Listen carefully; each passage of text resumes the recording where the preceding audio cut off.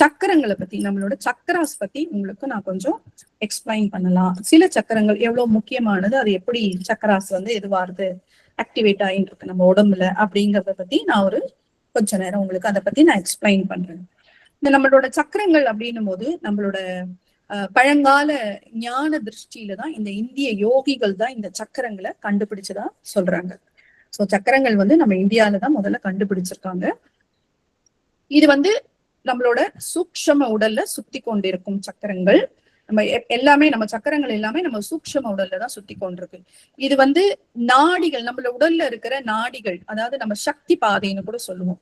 இந்த சக்தி பாதை வழியாகவோ இல்ல நாடிகள்னு எடுத்துக்கோங்க, வலை பின்னல்களாக நம்மளோட உடலுக்குள்ள இணைக்கிறது.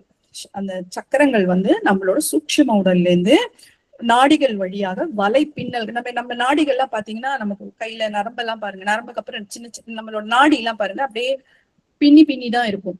அது வழியாக தான் நம்ம உடல்ல இணையிறது அப்படின்னு இந்த யோகிகள்லாம் நமக்கு கொடுத்திருக்காங்க. சூக்ஷ்ம உடல் அப்படின்னா என்ன? சூக்ஷ்ம உடல்னா நமக்கே தெரியும். நம்மளோட ஒவ்வொரு நாளும் நம்மளோட சூக்ஷ்ம உடலை நம்ம வந்து ஹீல் பண்றோம். நம்மளோட சக்தி உடல், உணர்வு உடல், மன உடல், நம்மளோட எனர்ஜி பாடி, எமோஷனல் பாடி, மென்டல் பாடி, இது மூணுமே நம்மளோட சூக்ஷ்ம உடல்களா இருக்கு.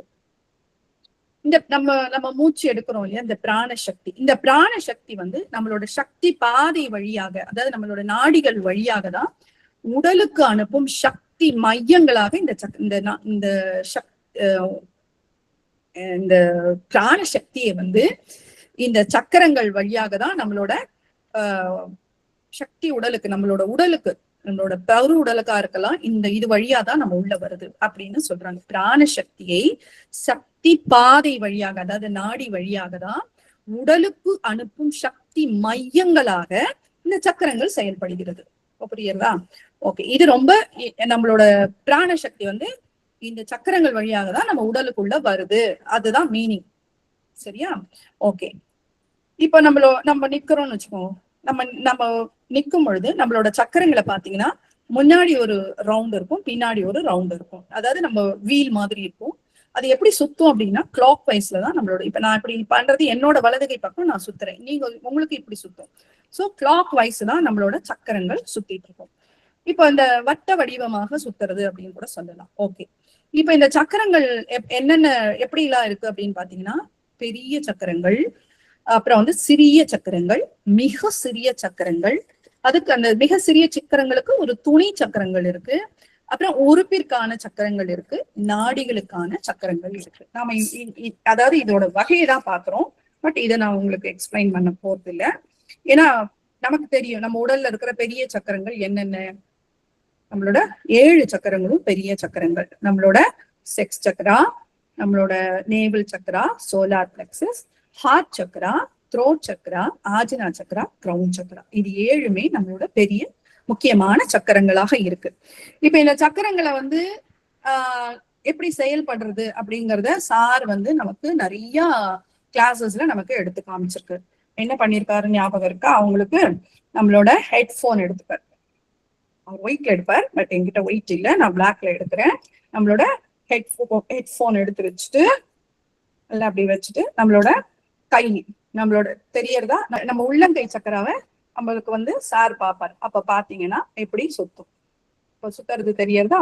ஓகே, இப்போ என்னோட இடது கை பாம் சக்கரா, நம்மளோட இடது கை லெஃப்ட் பாம் சக்கரா இப்போ சுத்துறது. இப்ப நம்மளோட சக்தி நல்லா இருக்குது. அப்ப இந்த விரல்களுக்கிட்ட வைக்கும் பொழுது சின்ன சின்னதா சுத்தும், குட்டி குட்டியா. இதெல்லாம் சிறிய சிறிய சக்கரங்கள்.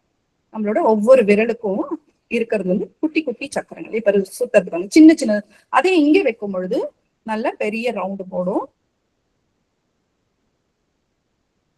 இந்த நுனியில வைக்கும்போது சின்ன சின்ன சக்கரங்களாக விட்டது.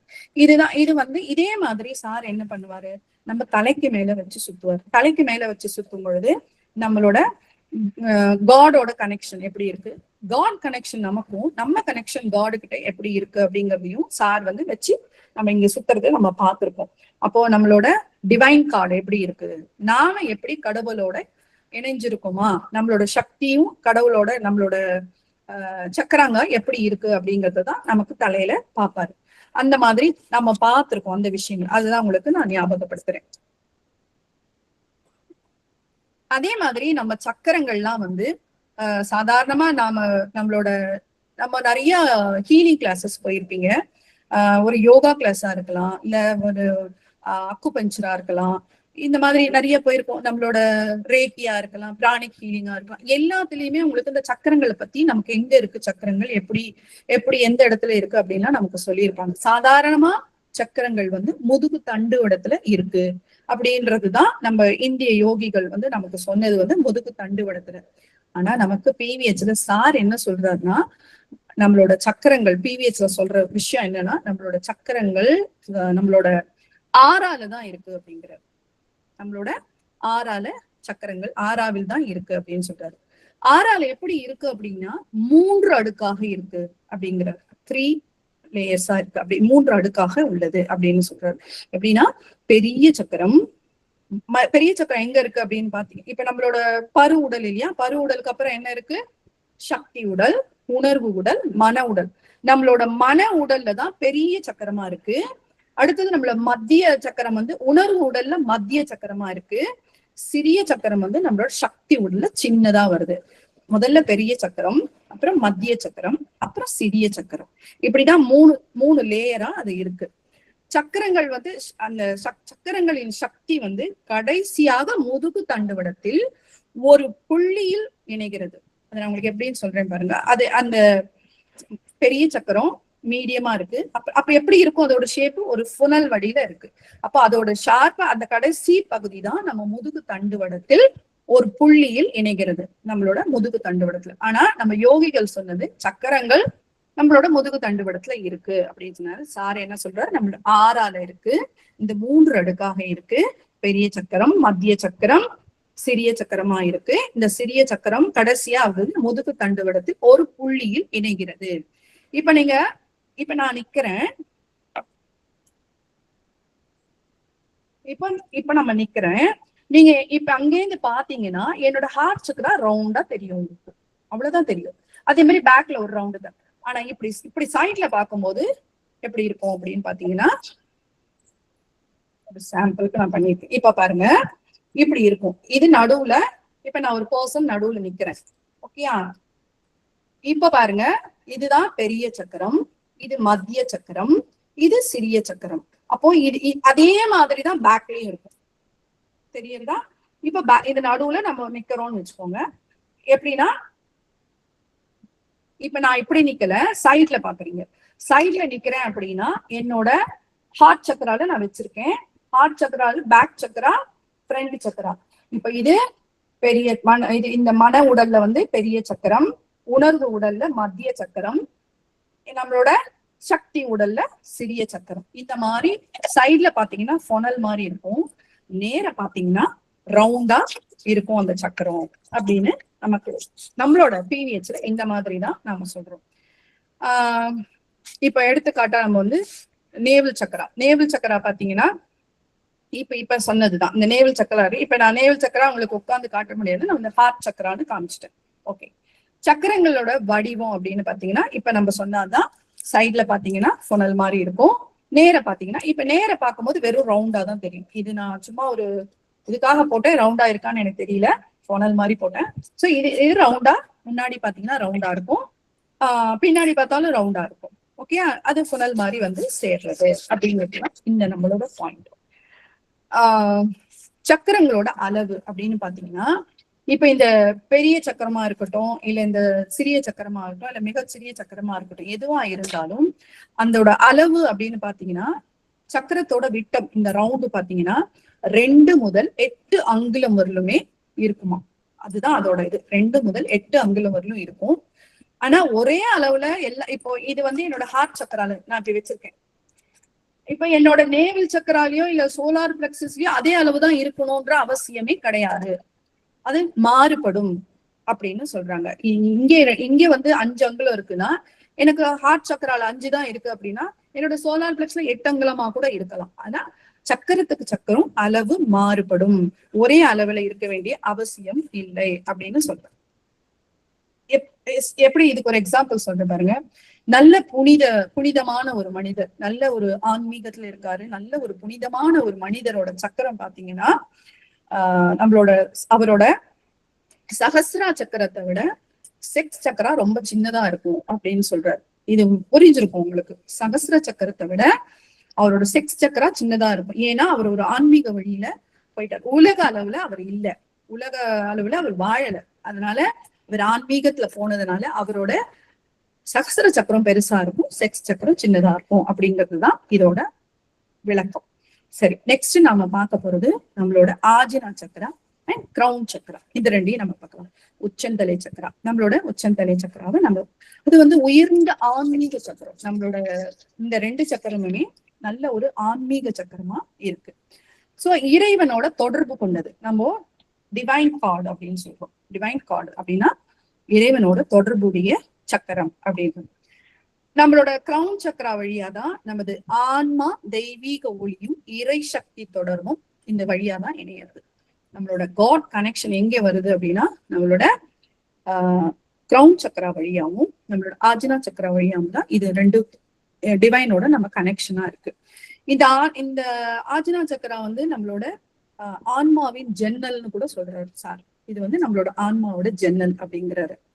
இப்ப இந்த கிரவுன் சக்கரா பாத்தீங்கன்னா இறைவனோட மட்டுமே தொடர்புல இருக்கணுமே தவிர வேற எந்த விதமான எதிர்மறையான இதுலயும் நம்ம தொடர்புல இருக்கக்கூடாது.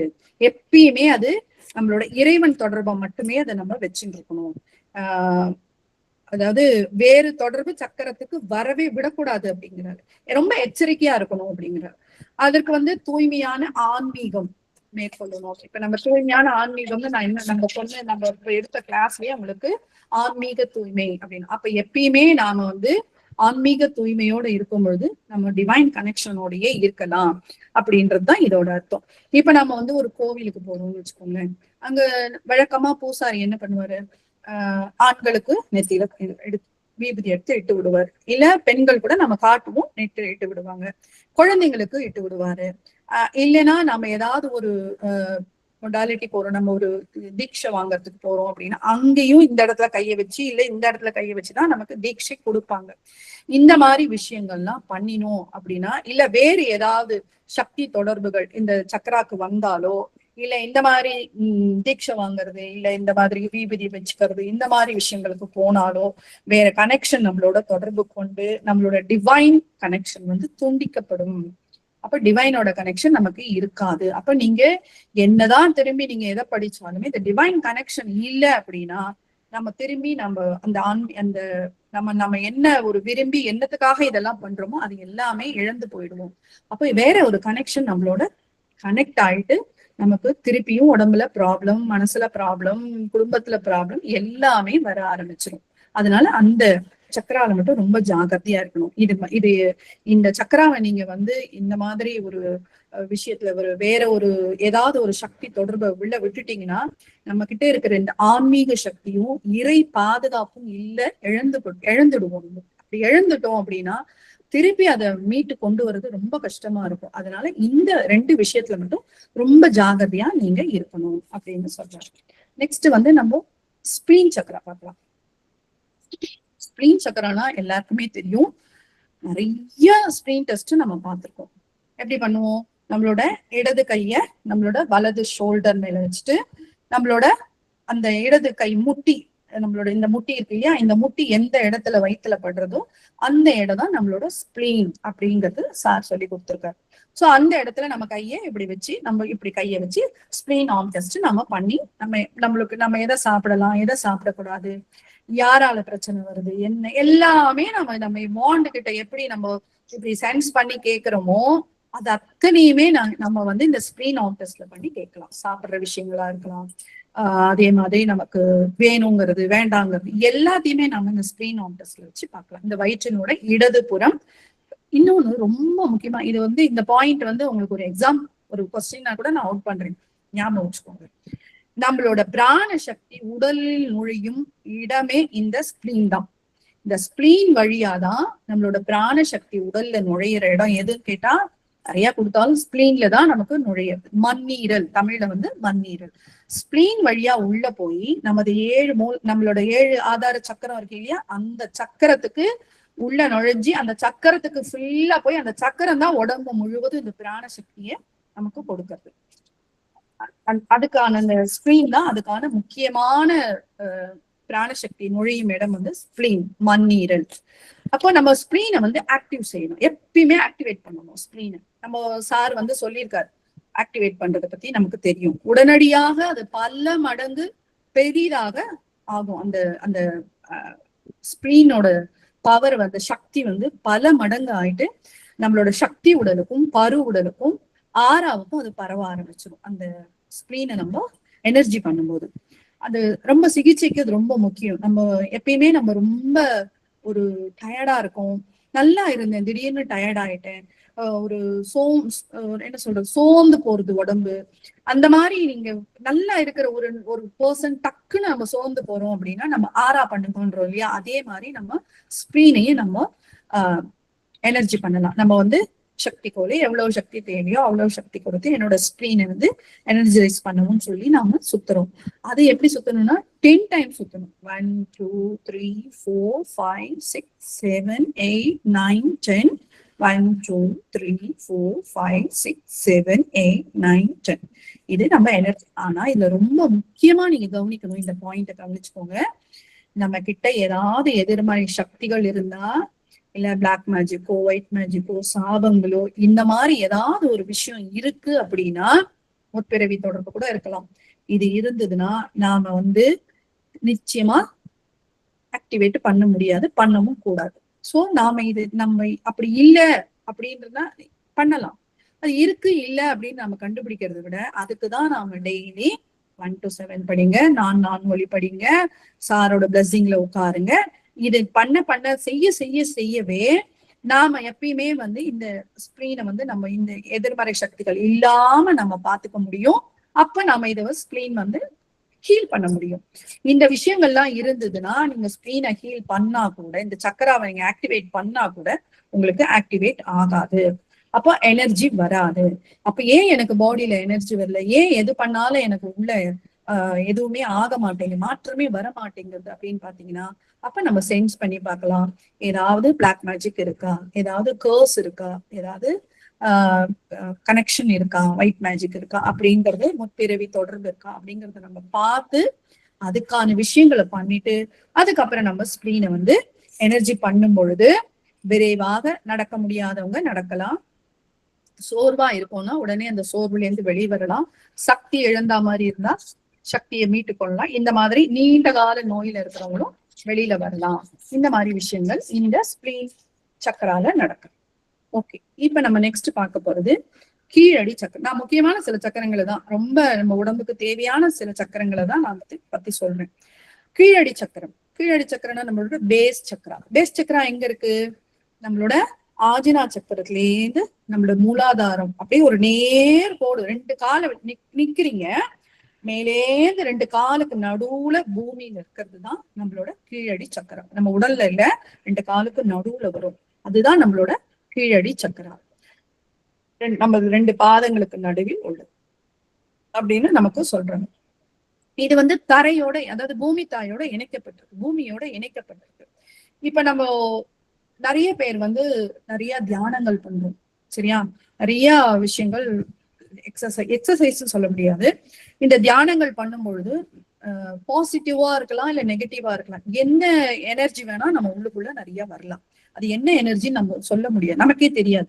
அந்த மாதிரி எக்ஸஸா இருக்கிற எனர்ஜி நம்ம உடலுக்கு தேவையில்லாத, நல்லதா இருந்தாலும் ஜாஸ்தி இருக்கக்கூடாது, கிட்டதா இருந்தாலும் ஜாஸ்தி இருக்கக்கூடாது. இந்த மாதிரி எக்ஸஸா இருக்கிற எனர்ஜியை வந்து நம்ம இந்த கீழடி சக்கரம் மூலமா, நம்ம பேஸ் சக்கரம் மூலமா நம்ம என்ன பண்றோம், நம்ம தரையில அது பூமிக்கு இறங்கிடுது. அப்ப அது நம்ம ஹீல் பண்ணும்போது இது நடக்கிறது. அப்படி நடக்கும் பொழுது நம்ம சக்தி உடல் நம்ம உடல் வந்து சிகிச்சை பெறத்துக்கு தயாராகும், நம்ம உடல் சமநிலையில இருக்கும். அதுக்காக தான் நம்ம இந்த சக்கரத்தை நம்ம ஹீல் பண்ணணும் அப்படின்னு. ஏன்னா பேஸ் சக்கராங்கிறது மோஸ்ட்லி நம்ம வந்து அது ஒரு பார்ட், நம்ம காலையில ஹீலிங்ல பண்றோம், பட் அது முக்கியமா நம்ம பண்றது கிடையாது. பாத சக்கரா நம்மளோட உள்ளங்கை சக்கரான்னு போயிடுமே தவிர பேஸ் சக்கராவை நம்ம விட்டுடுறோம். இப்ப நம்ம சக்கரங்கள்லாம் பாத்தீங்கன்னா நம்மளோட உள் உறுப்புகள் எங்கெல்லாம் உள் உறுப்புகள் இருக்கோ அந்த உறுப்புகளை இயக்கிறதுக்கும் கட்டுப்படுத்துறதுக்கும் தான் இந்த சக்கரங்கள்லாம் இருக்கு. நம்மளோட உடல் உறுப்பு இப்ப என்னோட ஹார்ட் இருக்குன்னு, என்னோட இது பிசிக்கல் ஹார்ட். இப்ப நம்ம பேசுறது வந்து சக்கரங்கள், ஹார்ட் சக்கரா இருக்கு. இப்ப இந்த ஹார்ட் சக்கரா என்ன பண்ணும் அப்படின்னா, இந்த ஹார்ட் நம்மளோட பிசிக்கல் ஹார்ட் இருக்கு இல்லையா, இயக்கத்தை கட்டுப்படுத்துகிறது. அதாவது ஜாஸ்தியா இல்ல கம்மியா என்ன பண்ணணுமோ அந்த சக்கரா வந்து கரெக்டா அது பண்ணும். எப்ப பண்ணும்? இப்போ நீங்க ரொம்ப ஒரு மனநிலையில இருக்கீங்க அப்படின்னு வச்சுக்கோங்க, ஒரு என்ன சொல்றது, ஒரு சோர்வான மனநிலை இல்ல ஒரு கோபமான மனநிலை, ஏதோ ஒரு மனநிலையில இருக்கீங்க அப்படின்னா நம்ம சக்கரா என்ன ஆகும் அப்படின்னா, அலைன்மெண்ட் வந்து எப்பயுமே நம்ம சக்கரா வந்து நேர்கோட்டுல இருக்கணும். 7 சக்கராவும் நேர்கோட்டுல இருக்கணும். ஆனா நம்ம மைண்ட் லெவல்ல நம்ம வந்து ஒரு மனநிலை சரியில்லாம ஒரு கோபத்திலயோ ஒரு வெறுப்புலயோ ஏதோ ஒரு மனநிலையில இருக்கும் பொழுது என்ன ஆகும் அப்படின்னு, இப்ப நம்ம நிறைய வெளியில போயிட்டு வரோம், யாரையாவது நம்மள பார்த்திருப்பாங்க, நமக்கு ஏதாவது அவங்க நம்மளை பத்தி நினைச்சிருக்கலாம், இல்ல நாம யாரையாவது பத்தி தவறா நினைச்சிருக்கலாம், கோபமா இருந்திருக்கலாம். அப்ப பாத்தீங்கன்னா உங்க சக்கராஸ்ல அலைன்மெண்ட்லயே நேரம் இல்லாம அங்கேயும் இங்கேயுமா அலைஞ்சிட்டு இருக்கும். அப்ப நம்ம என்ன பண்றோம், உடனே ஒரு ஆறா பண்ணீங்க அப்படின்னா உடனே அப்படியே நேர்கோட்டுல வந்து நம்மளோட சக்கரங்கள் வந்து நேர்கோட்டுக்கு வந்துரும் அப்படின்னு சொல்றோம். அப்ப அந்த நேர்கோட்டுல வந்து இருக்கும் பொழுதுதான், அது சரியா இருக்கும் பொழுதுதான் என்னோட உறுப்பு அது வந்து அந்த சக்கரங்கள் வந்து இயக்கத்தை வந்து கட்டுப்படுத்த முடியும், நம்ம சக்கராவை ஹீல் பண்ண முடியும். அது நேர்கோட்லயே இல்லாம அங்க இருந்ததுன்னா நம்ம நம்ம சக்கரா அப்ப போய் ஹீல் பண்ணீங்கன்னா அது சரியாகாது. அதனாலதான் நாம வந்து எப்பயுமே முதல்ல சக்கராவை ஹீல் பண்ணிட்டு தான் மத்த உறுப்புகளை ஹீல் பண்ணணும் அப்படிங்கறது சொல்றதுக்கு காரணமே, சக்கரா கரெக்ட் அலைன்மெண்ட்ல அங்க வந்துடணும். அதனாலதான் ஒரு ஆறா பண்ணிட்டு அதுக்கப்புறமா நீங்க ஹீல் பண்ணுங்க அப்படின்னு நம்ம சொல்றோம். உடல்ல வந்து ஒரு நோயோ அசௌகரியமோ அதெல்லாம் இருக்கு அப்படின்னா நம்ம சரி செய்யறதுக்கு முன்னாடி நம்ம சக்கராவை முதல்ல குணப்படுத்தணும் அப்படின்னு சொல்றோம். இப்போ எக்ஸாம்பிளுக்கு வந்து எனக்கு ஒரு தைராய்டு ப்ராப்ளம் இருக்கு அப்படின்னீங்கன்னா, உங்களோட தைராய்டு சுரபியை குணப்படுத்திட்டு அதுக்கப்புறம் உங்க தொண்டை சக்கரத்தை குணப்படுத்தணும். எடுத்ததுமே நீங்க வந்து தொண்டையை போய் நீங்க ஹீல் பண்ணீங்கன்னா அது ஹீல் ஆகாது. அப்ப நான் என்ன பண்ணணும், தைராய்டு சுரபியை போய் குணப்படுத்திட்டு அதுக்கப்புறமா தான் நான் என்னோட தொண்டை சக்கரத்தை ஹீல் பண்ணணும். சரி, ஓகே. அதனாலதான் நான் இப்ப சொன்னது, டெய்லி வந்து நம்ம சக்கரா ஹீலிங் முடிச்சுட்டு தான் நம்மளோட ஹீலிங்கை நம்ம ஆரம்பிக்கிறோம் அப்படின்னு சொல்றேன். இப்ப நம்ம ஹீலிங்ல நீங்க பார்த்திருப்பீங்க, நம்ம நாளமில்லா சுரபிகள், அதாவது நம்ம கிளான்ஸ் எல்லாம் நம்ம ஹீல் பண்றோம். அந்த கிளான்ஸ் அப்படின்னு சொல்றதே பாத்தீங்கன்னா நம்ம சக்கரால தான் அந்த கிளான்ஸ் எல்லாமே இருக்கு. பாருங்க, ஆஜினா சக்கரா, நம்மளோட ஆஜினா சக்கராவை நம்ம ஹீல் பண்றோம் இல்லையா, அங்க என்ன இருக்கு, ஹைப்போதலமஸ், தலமஸ், பிட்யூட்ரி, பீடியம், இதெல்லாம் எங்க இருக்கு, நம்ம ஆஜினா சக்கரால இருக்கு. அப்புறம் நம்மளோட தொண்டை சக்கரம், தொண்டை சக்கரம் என்ன இருக்கு, தைராய்டு, பாரா தைராய்டு, இந்த 2 சக்கரமும் இங்க இருக்கு. அப்ப நம்ம ஹார்ட் சக்கரால என்ன இருக்கு, நம்மளோட தைமஸ் சுரபி வந்து ஹார்ட் சக்கரால இருக்கு. நம்ம சோலார் பிளெக்ஸஸ்ல என்ன இருக்கு, கணையம் இருக்கு. நம்ம நேவல் சக்கரால அட்ரீனல் இருக்கு. செக்ஸ் சக்கரால கருப்பைகள் இருக்கு. அப்போ நம்மளோட கிளான்ஸை ஹீல் பண்ணும் பொழுதே நம்மளோட சக்கரால இருக்கிற முக்கியமான சுரபிகளை நாம ஹீல் பண்றோம். இதுவும் நம்மளோட ஹீலிங்ல ரொம்ப முக்கியமான ஒரு விஷயமாக இருக்கு. இப்போ இந்த மாதிரி முறைகள்ல தான் நம்மளோட ஒவ்வொரு உடல்ல இருக்கிற ஒவ்வொரு சக்கராவையும் நம்ம ஹீல் பண்ணி அராய்டா பிங்களா பண்ணி ஒரு உறுப்பை ஹீல் பண்றதுக்கு முன்னாடியும் நம்ம சக்கரங்களை ஹீல் பண்றது, அராய்டா பிங்களா பண்றது, அராய்டா பிங்களா சுஷும்னா பண்றது, அதுக்கப்புறம் நம்மளோட அஃபர்மேஷன் படிக்கிறது, இந்த மாதிரி நாம எல்லாமே நாம ரெகுலரா செய்யதான் நிறைய மாற்றங்கள் உடலிலும் மனதளவிலும் ஆன்மா அளவிலும் எப்படி சக்கரங்கள் நேர்கோடுக்கு நிக்கணும் அப்படின்னு சொல்றோமோ அதே மாதிரிதான் உடல் மனம் ஆன்மா 3 ஒரு நேர்கோட்டுல இருந்தாதான் நாம வந்து ஒரு நல்ல ஒரு ஆரோக்கியமான மனநிலையிலும் ஆரோக்கியமான உடல்நிலையிலும் இருக்க முடியும்.